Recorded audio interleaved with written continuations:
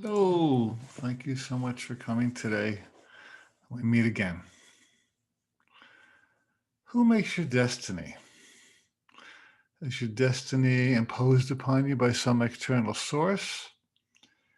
Do you create it? Is there some kind of combination of wills that makes your destiny? Let's look at this today. A number of years ago, a coaching client came to me all frazzled. She was really distraught. What happened? Well, she had gone to a fortune teller, she's a Japanese woman, and the fortune teller told her, "You're going to meet an American lawyer, get married, and he's going to cheat on you, and you're going to have a horrible divorce." This lady was a basket case. I said, let's back up a little bit here. Who's in charge of your life? Do you believe that things happen to you beyond your control? Or do you think that you create your experience from the inside out? And I worked with her. Finally, she calmed down. And I said, why do you give your power away to a fortune teller? Not every fortune is correct. And so she kind of got to the place where she realized that she could have her own experience instead of the one that was imposed upon her. Well, that happened maybe 15, 17 years ago. And there's been no experience like that in her life ever since. It was not an accurate prophecy. So, what we want to look at today is taking back our power from apparently external sources. And on the spiritual path, a new age world, we've seen lots of people divest themselves of their strength by believing that somebody else is doing something to them or for them. Now, esoteric sciences can be really good, but they can also be misused. For example, a while back, I just had this fabulous, fabulous week. Everything worked and everything worked out right. And then a friend to me said to me at the end of the week, "Oh, I'm so glad that Mercury is going out of retrograde. It's been a horrible week, and nothing good is going to happen until Mercury goes direct again." I said, "Well, it's kind of weird because I just had one of the best weeks of my life, and Mercury in retrograde did not stop anything." So I'm not against astrology. I think when it's used possibly positively and by a crafted teacher with good intentions who understands the bigger picture, it's very helpful. But like any science, if it's misused, it's not helpful. Now, we can extend that even to the earth sciences, physical sciences. For example, there's a really fascinating website called postsecret.com, all one word, Post Secret. And it started maybe 17 years ago when a man began to collect secrets from people anonymously. And he would give them a postcard, just give them out at random in public. And he would say, if you have a secret you'd like to share, just send it to me. No name, but I'd like to know. So people started sending him their secrets. And if you look at this website, they're all posted, all anonymously. And some of them are funny, some of them are touching, some of them are shocking, some of them are sad. Very interesting what goes on in people's lives behind the veneer, behind the image they're presenting to the world. And one very touching secret was a note that a woman had written to her husband. And she said, "I never told you when the doctor called to say you're infertile. Congratulations, it's a girl." And so we often give our power away to doctors and other authority figures. And in a way, this can be helpful because the doctors are certainly helpful. But another way, it's not helpful because we take their edict as gospel. And we don't recognize that it's we who are creating our experience. And many times I've quoted this quote from the Course in Miracles where it says, "Who is the real doctor but the mind of the patient?" And the result is what the patient chooses. The doctor is simply the agent of the patient's choice, for better or for worse. And so if you choose to be healed, you will find a doctor who will help you to be healed. If you choose to not be healed, you will find a doctor who will help you to not be healed. In both cases, the doctor is serving as the agent of the client's intentions. Now, so it goes with astrology or numerology or all the psychological tests.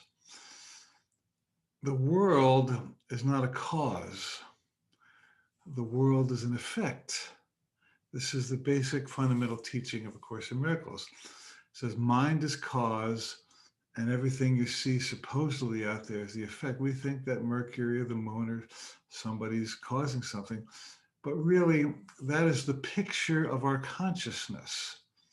So is with numerology, other esoteric sciences.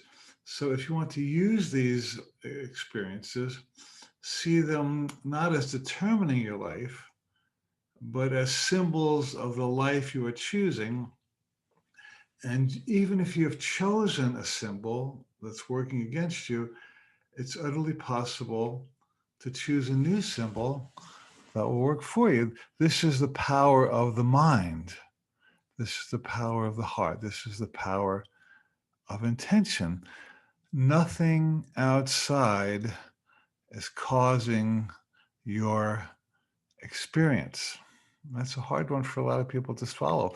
In fact, one of the questions in A Course in Miracles is, don't you see that you but do this to yourself? In other words, you think somebody's hurting you, but you're hurting yourself through that person. You think someone's helping you, but you're helping yourself through that person. And so fortune tellers are like stained glass in a way, you might say.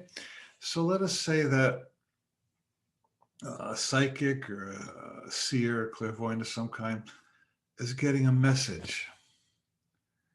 And that message is entirely dependent on the messenger, because if the messenger has a very clear, open channel, like a clear window that's not dirty, so pure light will come through and you'll get the message as intended. If, however, the glass is either dirty or colored or stained in a certain way, then the message will come through filtered by that color light, let's say, or the shape of the form of the stained glass. And so you're not getting a pure message, you're getting a message that's been tainted in some way, or at least filtered or changed in some way. And this is why we sometimes do not get accurate psychic readings, because the reading was filtered by this consciousness of the reader, and it wasn't a pure expression of who you are and your destiny. Sometimes it's funny. Once I went to a party with a friend, and they had a gypsy fortune teller as part of this party, and everybody went to the room with a fortune teller for 10, 15 minutes. And I had a tooth that was hurting at the time, and my friend was sitting in the chair receiving the reading, and the psychic said, "Is your tooth hurting? I'm getting that your tooth is hurting." And it was really my tooth that was hurting. She was picking up on my message and applying it to the person on the chair. Now, she meant well, but it was a garbled message because it wasn't the accurate truth that she was telling this person. Now, sometimes psychic readings can be helpful, because if you are indeed headed in the direction of a problem, the information that you're headed in that direction can be a motivation and a stimulus for you to change direction. So in some ways, the best psychic readings are the ones that turn out, because as a result of the reading, the client was was motivated to do something differently, so the negative circumstance did not come about. So the psychic says, well, you're going to have a health crisis. Well, if you take charge of your health, you're not going to have the crisis. So in a way, that can help. Now, let's take this another step further. So is it so that you create your own destiny? Yes. And by the way, all of this is included in my new book that's coming out next week called Soul and Destiny. And I'm also having an 8-week webinar series starting on May 11th that will incorporate all of this. So this is kind of an introduction to the material that we'll be having then.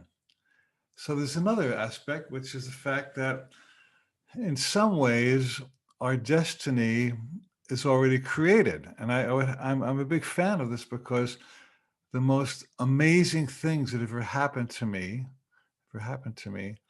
have been completely unplanned by me. The teachers I've met, the places I've lived, the career opportunities that have opened up to me. Most of the best ones, I had no idea were ever going to show up. They were not on my radar. It was not something I set up. My rational mind was, was completely clueless as to this magnificent destiny that the universe had in store for me. And so I must yield and humbly say, yes, there is a huge destiny that it rolls out for us. Now, that destiny is not imposed by some impersonal God. That destiny is the one that you and I co-created with God before we showed up on earth. Now, this is where soul contracts come in. When you meet people that affect you positively or negatively in a big way, you have a soul contract with them. And in the same way, you and I, before we came to the world, set up certain experiences in co-creation with spirit that would further our spiritual growth. And this is why amazing people show up for better and sometimes challenging people show up for the worse, because they are an intrinsic element of a destiny that you set in motion at a very deep level before you even got birthed into the world. So is your destiny imposed on you? Well, not really, but it's chosen by you at a deeper level than the ego or the personality understands. So there are two levels that are operating at once simultaneously. One is that you do have a destiny that is set in motion by you and God. And at the same time, you have to make choices in the world, either in harmony with that destiny or with not. So you could say, well, if destiny is chosen by God, why make any choices at all? And the answer is because even if a choice is an illusion, you have to participate in it. So when you wake up in the morning, you have to decide which clothes to put on. You have to decide what you're going to have for breakfast. You're going to have to decide what to say to the text that's waiting for you on your phone. Nobody's going to put your clothes on for you or tell you what to eat or answer your text for you. You have to decide. So it's not, are we destined or do we have free will? Or it's and. It's that destiny is happening perfectly, brilliantly, absolutely in love by the hand of God to take you home and show you the brightest world possible in this or perhaps many lives. God is choosing your life for you, with you at every moment. God is never absent, no matter where you think you are, how far you think you've drifted from God. You're not getting away from your true God self. And at the same time, we have to make choices that align with us, our destiny or not. And even if they don't, it's part of your destiny, because very often, quote, a bad choice ends up being a good choice because it taught you something you wouldn't have learned if things were easier. So you can see, my friends, it's all perfectly, magnificently, remarkably, indelibly, miraculously intertwined. You have a life, you have a destiny that's magnificent and glorious, and you also have to create your own destiny by making healthy choices. And let me close with a very cool story that I think is symbolic in many ways. A number of years ago, I went out with a friend to a Chinese restaurant for lunch. And at the end of the meal, the waitress brought us some fortune cookies. And I opened my fortune cookie and I didn't quite like the fortune. It was okay, but it didn't really get my attention. And I said to my friend, "Do you like your fortune?" She said, "It's all right, but not great." So I called the waitress. I said, "Waitress, would you mind bringing us some more fortune cookies? We don't like, we don't like our fortune." Waitress says, "Fine." So she comes back with a big bowl of fortune cookies and places it on the table in front of her. She said, well, here, pick, here's all the fortunes you could want. Take the ones you want. And we literally picked through the fortune cookies until we got the fortune we want. And it's kind of that way with life too. You know, you're presented with many different potential fortunes. Perhaps your parents told you how your life was going to turn out. Your religion told you how your life was going to turn out, or husband or wife, or parent, or a church, or an astrologer, or psychic, or fortune teller. And you have a smorgasbord of potential fortunes and destinies. And the one that's going to turn out is the one that you're most passionate about. And so the message is the stream of passion is the stream of your destiny. That where your joy truly lives is where spirit wants you to go. And if you want to know how to find your destiny, and each day make choices in harmony with your truest and realest and deepest and highest passion. So you can basically forget about everything I've said so far today. And if you remember only, if I just follow my passion and I'm true to myself, I will be guided to my highest destiny. That's really all you need to remember, because that's the action piece of what this all boils down to. So let me give you a little reminder here. We're having my series starting next week. It's called Soul and Destiny. It starts May 11th, and I'd love to have you join me. It's an 8-week, intimate, intensive webinar series exploring all the questions we talked about today and much, much, much, much more. It'll be interactive. I have lots of Q&A. I'll be coaching some folks as part of the program with beautiful guided meditations and visualizations. You'll have some really stimulating homework. And it's my idea that by the end of these 8 weeks, something will open inside you that gives you so much clarity and so much comfort and so much peace that you will just get in the boat and get on the river of your destiny, and you'll be taken exactly where you need to without any struggle or worry or effort.